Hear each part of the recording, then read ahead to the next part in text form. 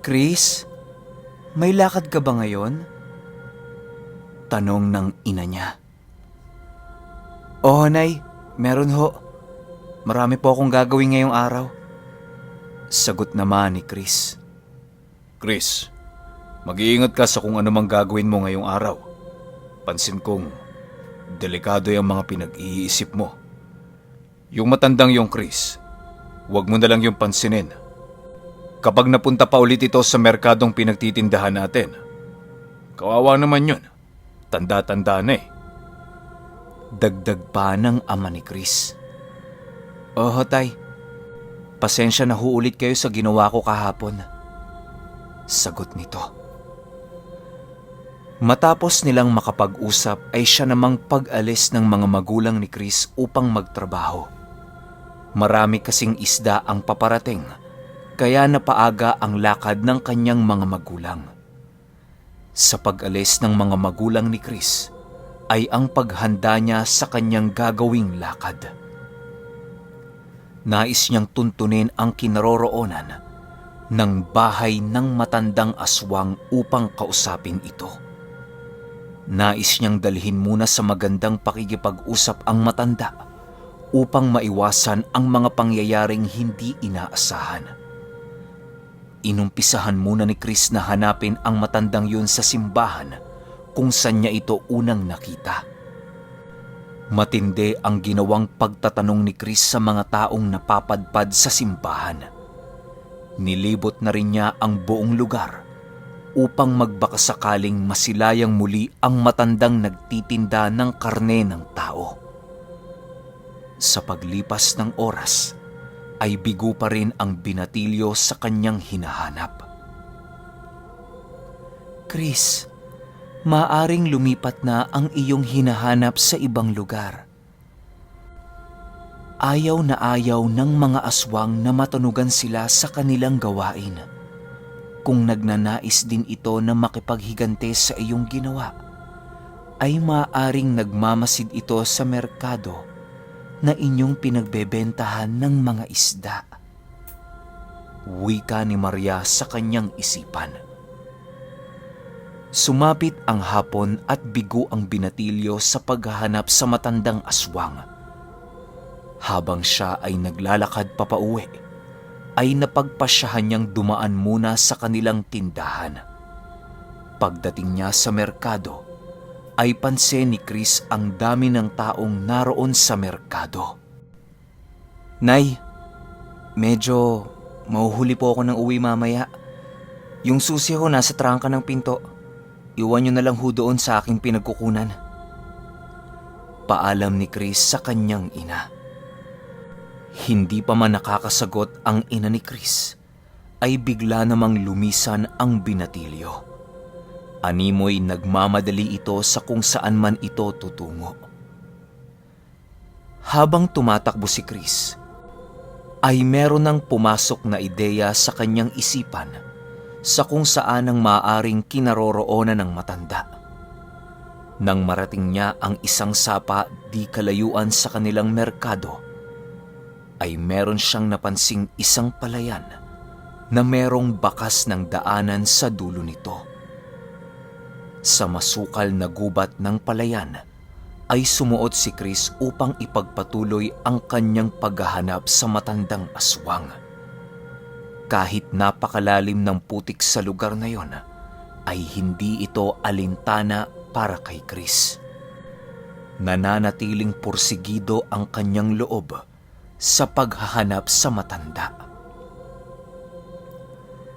Nang makalampas siya sa masukal na gubat, ay tumambad kay Chris ang isang patag na lugar na merong isang mumunting kubo. Sa itaas ng kubong yon ay napapalibutan ito ng isang makapal na ulap na tila ba nagbabadya ito ng isang malakas na pagbuhos ng ulan. Sa loob ng kubong yon ay walang nakikitang tao si Chris, gawa ng wala kahit isang gasera ang nakasinde sa loob nito. Chris, paano mo nalaman na merong daan ang lugar na yon? Wika ni Maria sa kanyang isipan. Kutob, Maria. Sinusunod ko lamang ang kutob ng aking sarili. Paminsan-minsan, kailangang sundin mo din ang iyong kutob upang mahanap mo ang mga bagay na nais mong makita. Sagot naman ni Chris. Habang naglalakad papalapit si Chris, ay ang pagsimoy naman ng isang napakabahong amoy na nanggagaling sa loob ng bahay. Dahan-dahan ang kanyang paglakad papalapit sa bahay upang hindi mabulabog ang mga nilalang na nakatira sa kubong yon. Pagsilip ni Chris sa bintana ay wala talaga siyang nakita sa loob nito. Patuloy pa rin ang pagtakip ni Chris ng kanyang ilong upang hindi malanghap ang umaalingasaw na simoy ng hangin. Dahan-dahan niyang binuksan ang pintuan ng kubo upang kumpirmahin na walang nakatira sa lugar na yon. Pagpasok ni Chris sa isang silid ng kubo, ay meron siyang napansing isang tela na nakalatag sa lapag. Labis ang pagtataka niya sa telang yon. Gawa ng maayos ang pagkakalatag nito na para bang merong ikinukubli sa lupa. Paghawi ni Chris sa tela, ay tumambad sa kanya ang isang lagusang patungo sa ilalim ng kubo. Sa paghawi ni Chris sa pinto ng lagusang yon, ay ang paglakas naman ng napakabahong hangin sa paligid. Halos masuka na si Chris sa kanyang mga naaamoy, pero tinitiis niya ito upang mapatay ang matandang aswang. Pagpasok ni Chris sa lagusan, ay bigla naman siyang napatakbo. Gawa ng napakaraming bangkay ng tao ang naaagnas sa ilalim nito. Doon niya din nakita ang matanda na kumakatay ng tao habang pinagpipiestahan nito ng mga uod. Tanda! Tanda, lumabas ka dyan!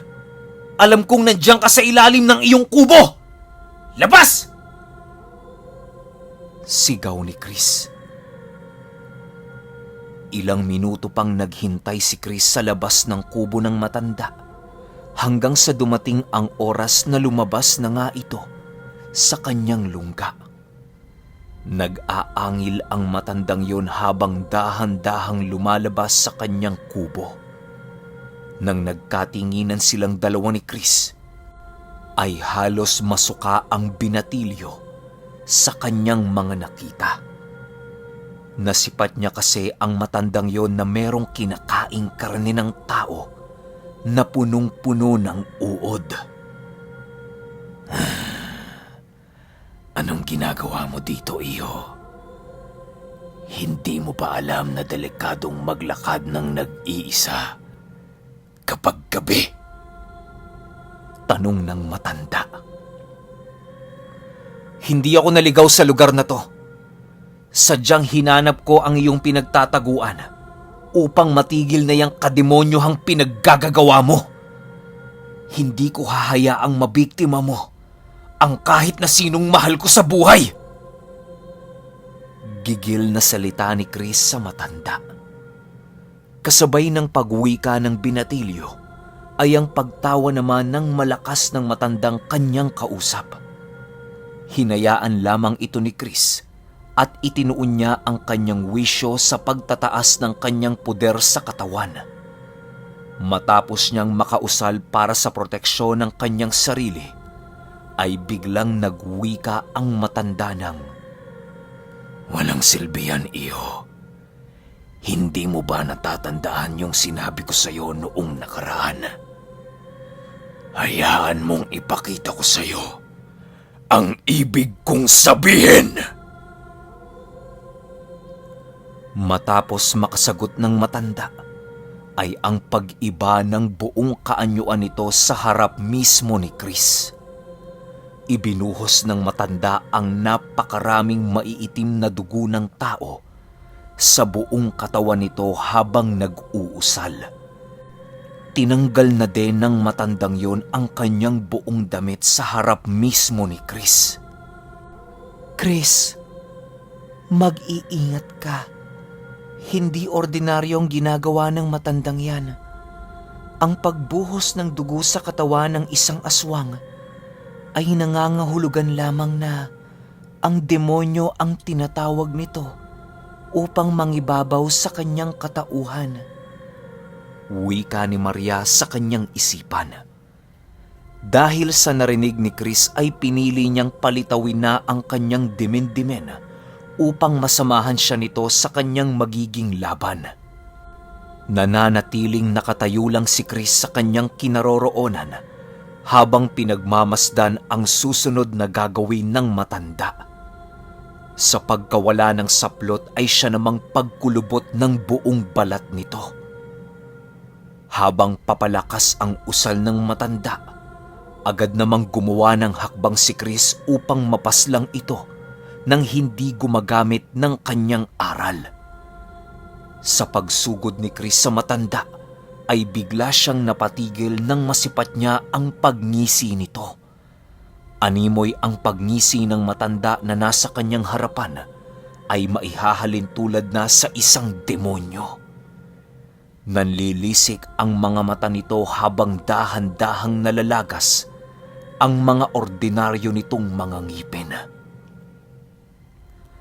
Sa pag-usli ng mahahabang pangil ng matanda, ay siya namang paglabas ng kanyang malalapad na mga pakpak. Bigla ding humaba ang mga braso ng matanda na halos sayad na ito sa lupa. Isa ka palang ermitanyo, iyo. Nais kitang purihin. Dahil sa mura mong edad ay namulat ka na sa mundong ni minsan sa buong buhay ng tao ay hindi nila pinaniniwala ang totoo. Wika ng matanda. Matapos nitong makapagsalita ay siya namang pagsugod nito kay Chris nang walang pag-aalinlangan. Nang masipat ni Mariang masyadong mabilis ang aswang na yon, ay agad niyang tinawag ang kidul upang mahatiran sila ng tulong. Paglapit ng aswang sa kinaroroonan ni Chris, ay bigla naman itong napatigil gawa ng nasangga ng kidul at ni Maria ang kanyang ginawang pag-atake. Pagtingin ng aswang kay Chris, ay nakita niya itong merong dalang tungkod na nababalutan ng kidlat at buhawi. Dahil sa mga nakita ng matanda ay nagpupumilit itong makatakas sa dimen-dimen. Ba't ka lumalayo? Akala ko ba ipapakita mo sa gawa ang iyong sinasabi noong nakaraan? Huwag kang mag-alala, tanda. Hindi naman nakakamatay itong tungkod na hawak ko. Isa lamang itong ordinaryong tungkod ng mga ermitanyo. Wika ni Chris. Kasabay ng pagwika ni Chris ay ang paglipad ng aswang patungo sa kalangitan. Hinayaan lang naman ito ni Chris at nanatili sa kanyang posisyon. Alam ni Chris na susugod ang nilalang na yon dahil sa ramdam niyang hindi siya nito iiwang merong buhay. Ilang minuto pa ang lumipas at napansin ni Chris ang aswang na papalapit na sa kanyang kinaroroonan. Agad niyang inutusan si Maria na sanggain ang pag-atake nito habang naghihintay ng pagkakataon ang kidul na makapaglikha ng pinsala sa alinmang bahagi ng aswang. Pagsangga ni Maria sa aswang gamit-gamit ang kanyang matatalas na kuko, ay ang pagtalo naman ng kidul sa itaas nito. Sumabay na din si Chris upang hindi na masayang ang pagkakataong ginawa ng kanyang dimen-dimen. Di pa man nakakatama ang tungkod na hawak ni Chris, ay wasak na ang muka ng aswang dahil sa lakas ng kagat na pinakawala ng kidul. Nagsisisigaw ang aswang na yon habang nakahandusay sa lupa, gawa ng halos matuklap ang buong muka nito dahil sa kidul. Matapos kasi itong kagatin ng kidul, ay iwinasiwas pa nito ang muka ng aswang na siyang naging sanhi upang matuklap ang buong pisngi nito. Nang akmang papatakas na ang aswang, ay agad naman itong hinabol ni Chris upang hampasin ng kanyang dalang tungkod. Kahit alam ng aswang na hinahabol siya ng binatilyo, ay nagpupumilit pa rin itong tumakas. Nang makalapit na si Chris sa kanya, agad naman itong hinampas ang kanyang dalawang pakpak na siyang naging sanhi ng pagkabali ng mga ito. Nagsisisigaw ang matandang yon habang nakaluhod ito sa lupa. Pakiusap! Bigyan mo ako ng panahon para magbago! Sigaw ng aswang habang nakatitig kay Chris. Patawad, pero wala na akong nakikitang pagbabago para sa iyong hinaharap. Sagot naman ni Chris habang dahan-dahang itinataas ang kanyang bastong hawak. Nang mapansin ni Chris na magsasalita pa ang aswang na yon, ay tinuluyan na niya itong hampasin ng tungkod na kanyang hawak. Pagtama ng tungkod sa leeg ng aswang, ay bigla naman itong humandusay sa lupa ng nakadilat. Animoy sa pagtama ng tungkod sa kanya, ay nahatak ang kanyang kaluluwa papalabas sa kanyang katawang lupa. Matapos itong gawin ni Chris, ay biglang hinatak ng kidul ang bangkay ng aswang patungo sa nilikha nitong butas. Maria, sandali! Hatiin mo muna yung aswang at ilibing mo sa ibayong lupa ng sapa upang hindi na ito magkaroon ng pagkakataong mabuhay pang muli. Wika ni Chris sa kanyang dimin-dimin. Nang marinig ito ni Maria ay agad niya namang inutusan ang kidul upang hatiin sa dalawa ang napatay nilang aswang. Nang mailibing na ng kidul ang kalahati, ay tumungo naman ito sa ibayong lupa ng sapa upang ilibing muli ang isa pang parte ng aswang. Matapos gawin ng kidul ang nais ni Chris, ay bumalik na ito sa ilalim ng mga balahibo ni Maria. Maria, nais kong tulungan mo ako sa pagtabo ng lagusang pinagtataguan ng aswang na yon. Maaaring lumikha ito ng kaguluhan sa ating baryo kung umalingasaw ang mga baho ng bangkay na naroroon. Dagdag pa ni Chris. Pagdating nila sa kubo ng matanda, ay kinuha ni Chris ang mga importante nitong gamit sa loob ng kubo. Si Maria naman ay dahan-dahanang tinatabunan ng solidong lupa ang lagusang kanilang nakita. Sa pagtatapos ng kanilang ginawa, ay siya namang pagsunog ni Chris sa kubo ng matanda upang wala nang nilalang ang magtangkapang tirahan ito. Nagtirik din si Chris ng mga kahoy papaikot sa kubo upang magsilbing puntod ng mga namaalam. Ang labis lamang na pinagtataka ni Chris ay kung bakit walang nagrereklamong tao sa kanilang baryo ukol sa mga nawawala nitong miyembro ng kanilang pamilya. Napakarami kasing bangkay sa ilalim ng kubo, kaya napaka-imposibleng wala ni isang taong nakapansin sa pagkawala ng kanilang mga mahal sa buhay.